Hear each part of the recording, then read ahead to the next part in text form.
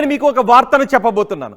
నేను చెప్పబోయే ఈ వార్తలో ఎంతో సెంటిమెంట్ ఉంటుంది. మీ కళ్ళ వెంట నీళ్లు రప్పించవచ్చు, ఆనంద బాష్పాల్ని రప్పిస్తుంది, గూస్ బంప్స్ వచ్చేటటువంటి వార్త.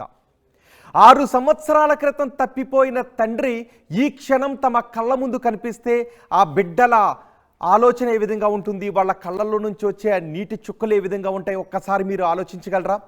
ఆ బిడ్డల గుండె ఏ విధంగా ఉంటుందో మీరు ఒక్కసారి ఆలోచించగలరా? 6 సంవత్సరాల క్రితం ఒక తండ్రి తప్పిపోయి ఆ తండ్రి కోసం వెతకని ప్లేస్ అంటూ లేకుండా ఉండి, మొక్కని దేవుడంటూ లేకుండా ఉండి, అలాంటి తండ్రి ఒక్కసారిగా తమ కళ్ళ ముందు కనిపిస్తే ఆ బిడ్డల గుండె ఏ విధంగా కొట్టుకుంటుంది. నాన్న అని ఒక్కసారిగా నాన్న దగ్గరకు పరిగెట్టుకుని వెళ్ళి ఆ నాన్నను కౌగులించుకొని ఆ నాన్నను హగ్ చేసుకొని ఆ నాన్నకు ముద్దులు పెడుతూ ఉంటే చిన్ననాటి గుర్తులన్నీ గుర్తొస్తూ ఉంటే ఎలా ఉంటుందో ఒక్కసారి ఊహించగలరా?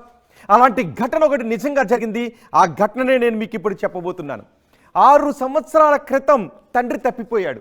ఇదిగో ఇప్పుడు మీరు ఆర్టీవీ స్క్రీన్ పైన చూస్తున్నారే, ఈ తండ్రే 6 సంవత్సరాల క్రితం తప్పిపోయాడు. ఇప్పుడు ఆర్టీవీ స్క్రీన్ పైన చూస్తున్నారే, 2 అమ్మాయిలు, వీళ్ళే ఆ తండ్రి కోసం వెతకని ప్లేస్ అంటూ లేదు, మొక్కని దేవుడంటూ లేడు.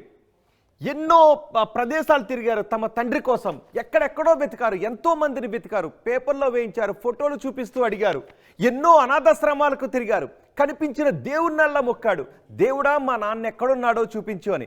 ఎందుకంటే ఏదైనా కష్టం వస్తే మనం దేవుణ్ణి మొక్కుతుంటుంటాం, కానీ మనకి జన్మనిచ్చి మనకు ఒక జీవితాన్ని ఇచ్చే నిజమైన దేవుళ్ళు తల్లి తండ్రి.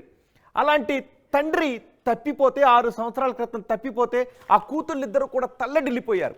తమ నాన్న కోసం, నాన్న ఎక్కడున్నాడో తెలియక ఆవేదన చెందారు, ఎన్నో ప్లేసులు వెతికారు. నిజానికి చిన్నప్పుడు బుడిబుడి అడుగులు వేసేటప్పుడు తమ వేలు పట్టుకుని నడిపించిన నాన్న ఇప్పుడు ఎక్కడున్నాడో అని దిక్కులు పిక్కటిల్లేలా అరిచి ఆవేదన చెందారు. ముద్దు ముద్దు మాటలు మాట్లాడేటప్పుడు దగ్గరకు తీసుకుని తమ భుజాల మీద ఎక్కించుకుని దిక్కులన్నీ తిప్పిన నాన్న ఇప్పుడు ఏ దిక్కునున్నాడో తెలియక ఆ 2 పిల్లలు అల్లాడిపోయారు. రాత్రి భయం వేసేటప్పుడు ధైర్యంగా తమ తలను నిమిరిన నాన్న చేతులు ఎక్కడున్నాయి, నాన్న పిలుపు ఎక్కడుందో తెలియక పిల్లలు అల్లాడిపోయారు. అలా రోజులు కాదు, నెలలు కాదు, సంవత్సరాలు వెతికారు. 6 సంవత్సరాలు అయిపోయింది. ఇప్పుడు ఒక చోట ఒక అనాథాశ్రమంలో ఆ నాన్నను చూసేసరికి వాళ్ళ గుండె ఉప్పొంగింది. మీకు కనిపిస్తుంది కదా, ఇలాంటి కథ ఎక్కడో ఏదో సినిమాలో చూసినట్టు అనిపిస్తుంది కదా. మనం చాలా తెలుగు సినిమాలో చూసుండి ఉంటాం, హిందీ సినిమాలో కూడా ఇలాంటి కథలు ఎన్నో వచ్చే, సీరియల్లో కూడా మనకి ఎన్నో కథలు వచ్చాయి. కానీ ఇది నిజం. ఒక్కసారి చూడండి, ఒక్కసారి ఆ పాపను చూడండి, అమ్మాయిని చూడండి, వాళ్ళ ఆనందం, ఏడుపు, బాధ ఇవన్నీ ఒక్కసారిగా వాళ్ళ నాన్నను చూసేటప్పుడు ఏడుస్తూ, నాన్న ఎన్నాళ్ళు ఏమైపోయావని ఆ నాన్నను పట్టుకుని ఎంత ఏడుస్తుందో చూడండి ఆ పాప. ఒకసారి నాన్న దొరికాడు అనే ఆనందం, ఎన్నాళ్ళు పడ్డ బాధ, అంటే ఒక క్షణంలో అసలు రోజులు నెలలు గడిచేటప్పుడు తమకు జన్మనిచ్చిన నాన్న, తమకు జీవితాన్ని ఇచ్చిన నాన్న, తమకు ధైర్యాన్ని నేర్పిన నాన్న, తమకు ప్రపంచాన్ని చూపించిన నాన్న అసలు బతుకున్నాడా అనే ఒక భయం కూడా ఒక క్షణంలో వాళ్ళకి వేసింది. కానీ ఈ క్షణంలో అవన్నీ నిజంగా మా కళ్ళ ముందు కనిపిస్తున్నది నిజమేనా, దేవుడా ఇది నిజమేనా అని ఒక్కసారి నమ్మలేని పరిస్థితి ఉంది. చూడండి, ఒక్కసారి వాళ్ళ కళ్ళలో నుంచి ఆనంద బాష్పాలు వస్తున్నాయి, నవ్వుతూ వాళ్ళ నాన్నను పలకరిస్తారు. కానీ వాళ్ళ నాన్న ఆ క్షణంలో ఒక్కసారి గుర్తుపట్టలేదు. అడిగారు, నన్ను గుర్తుపడతావని. ఆ తర్వాత వెంటనే కొన్ని నిమిషాల తర్వాత గుర్తుపట్టాడు. తమ బిడ్డలు అని తెలుసుకున్నారు.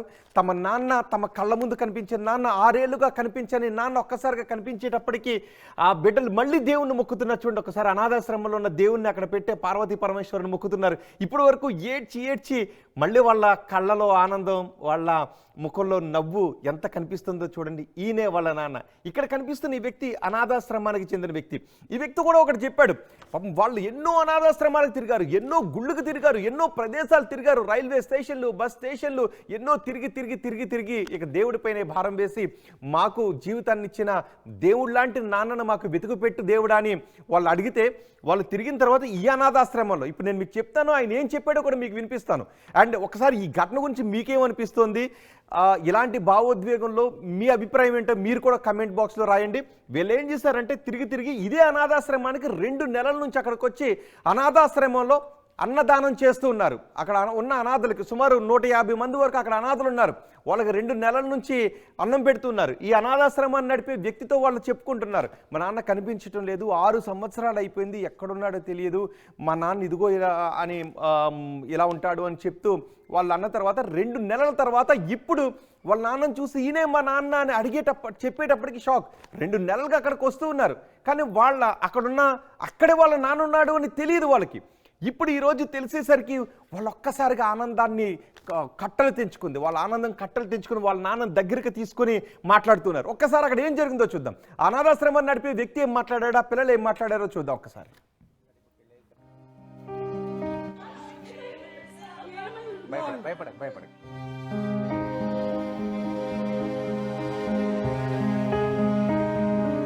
అందరికీ నమస్తే. ఈ బాలయ్య అనే వ్యక్తిని దాదాపు మనం ఒక 6 సంవత్సరాల క్రితం తీసుకురావడం జరిగింది. సో తీసుకొచ్చిన తర్వాత వారి కూతుర్లు ఎవరైతే ఉన్నారో దివ్య గారు, లావణ్య, వారిద్దరి కూతుర్లు. ఆమె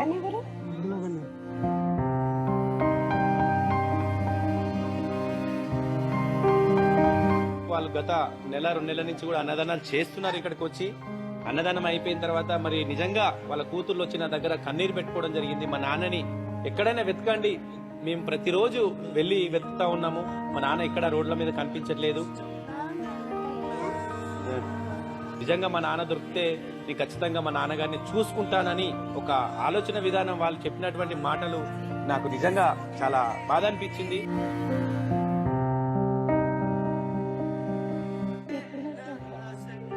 మా దగ్గరే ఉండింది, కాకపోతే మీరు చూసుకుంటారా లేదా అని అబ్జర్వేషన్ ఉంటుంది కంపల్సరీ. ఇప్పుడు పెళ్లి అయిన తర్వాత ఎవరు పట్టించుకోవట్లేదు, అట్లని ఖచ్చితంగా మీరు చూసుకుంటారని నాకు నమ్మకం కలిగిన తర్వాతనే మీకు దాదాపు తీసుకొని పోవాలి. బాయ్, మంచిగా ఆడుకోవాలి రోజు, సరేనా? చూసారా ఆ ఘటనను? కారులో తీసుకొని వాళ్ళ నాన్నని ఇంటికి తీసుకువెళ్తున్నారు. ఆ క్షణం వరకు వాళ్ళ నాన్న ఎక్కడున్నాడో తెలియదు, ఏమైపోయాడో తెలియదు, వెతకని ప్లేస్ లేదు, మొక్కని దేవుడు లేడు. 2 నెలల నుంచి అనాథాశ్రమానికి వస్తూ ఉన్నారు, అక్కడ వాళ్ళు తోచిన సాయం చేస్తున్నారు, కానీ అక్కడే వాళ్ళ నాన్న ఉన్నాడు అని వాళ్ళు గ్రహించలేదు. ఈరోజు వాళ్ళ నాన్నను చూసేసరికి వాళ్ళ ఆనందం కట్టలు తెచ్చుకుని చూడండి. వీళ్ళంతా వాళ్ళ మనవలు, ఆ వ్యక్తి మనవలు అక్కడే ఉన్నారు. దివ్య, లావణ్య. నేనెవరు, ఈమెవరు అని అడిగితే దివ్య అని గుర్తుపట్టారు, ఈమెవరు అని అడిగితే లావణ్య అని గుర్తుపట్టారు. సో ఆయన తమ బిడ్డలను గుర్తుపట్టిన తర్వాత ఒక్కసారిగా బిడ్డల కళ్ళలో ఆనందాన్ని చూడండి. సో వాళ్ళ నాన్న 6 ఏళ్ల తర్వాత ఉన్నాడో లేదో తెలియని నాన్న, తమకు జీవితాన్ని ఇచ్చిన నాన్న, తమకు ప్రపంచాన్ని చూపించిన నాన్న, దేవుడు లాంటి నాన్న దొరికేసరికి వాళ్ళు ఇంకా ఎంతో ఆనందంగా ఉంటూ వాళ్ళ నాన్నను అక్కడి నుంచి తీసుకువెళ్తున్నారు. వీళ్ళంతా మనవలు. మా నాన్నను చాలా ఆనందంగా చూసుకుంటాం, ఈ క్షణం మా నాన్న దొరికినందుకు మేము చాలా హ్యాపీ ఫీల్ అవుతున్నామని ఆ అనాథాశ్రమ నిర్వాహకులు కూడా, నిజానికి పాపం 6 ఏళ్ల నుంచి ఆ అనాథాశ్రమంలో చాలా కేర్గా చూసుకుంటున్నారు. ఈ వ్యక్తి అనాథాశ్రమంలో వాళ్ళ నాన్నని అంత కేర్గా చూసుకున్నందుకు వాళ్ళకి థ్యాంక్స్ చెప్పి మొక్కిన దేవుళ్లకు మళ్ళీ వాళ్ళు నమస్కారం పెట్టుకుని వాళ్ళు అక్కడి నుంచి వాళ్ళ నాన్నను తీసుకువెళ్తున్నారు. వీళ్ళంతా ఒక కుటుంబం. మళ్ళీ ఆ నాన్న ఆ బిడ్డల చెంతకి, తమ నాన్న మళ్ళీ మా చెంతకు రావడంతో ఈ బిడ్డల ఆనందం అసలు మాటల్లో చెప్పలేని విధంగా ఉంది. సో ఈ ఘటన గురించి మీరేమనుకుంటున్నారు? వీళ్ళ ఆనందం గురించి మీరేమనుకుంటున్నారు? ఇలాంటి ఘటన విన్నప్పుడు మీకేమనిపిస్తుంది? మీ అభిప్రాయాన్ని కమెంట్ బాక్స్లో తెలియజేయండి.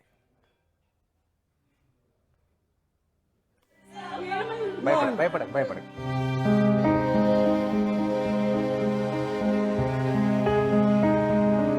అందరికీ నమస్తే. ఈ బాలయ్య అనే వ్యక్తిని దాదాపు మనం ఒక 6 సంవత్సరాల క్రితం తీసుకురావడం జరిగింది. సో తీసుకొచ్చిన తర్వాత వారి కూతుర్లు ఎవరైతే ఉన్నారో దివ్య గారు, లావణ్య, వారిద్దరి కూతుర్లు. ఆమె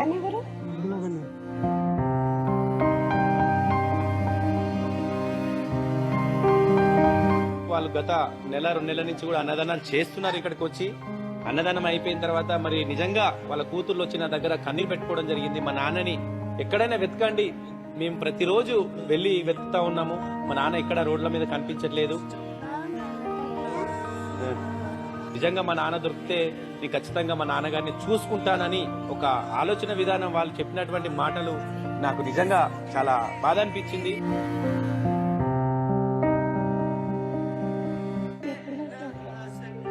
మా దగ్గరే ఉండింది, కాకపోతే మీరు చూసుకుంటారా లేదా అని అబ్జర్వేషన్ ఉంటుంది కంపల్సరీ. ఇప్పుడు పెళ్లి అయిన తర్వాత ఎవరు పట్టించుకోవట్లేదు, అట్లని ఖచ్చితంగా మీరు చూసుకుంటారని నాకు నమ్మకం కలిగిన తర్వాతనే మీకు దాదాపు తీసుకొని పోవాలి. బాయ్. మరిన్ని వీడియోస్ కోసం ఛానల్ సబ్స్క్రైబ్ చేయండి. లేటెస్ట్ అప్డేట్స్ కోసం వాట్సాప్ ఛానల్ ఫాలో అవ్వండి. అండ్ లింక్ డిస్క్రిప్షన్ లో ఉంది.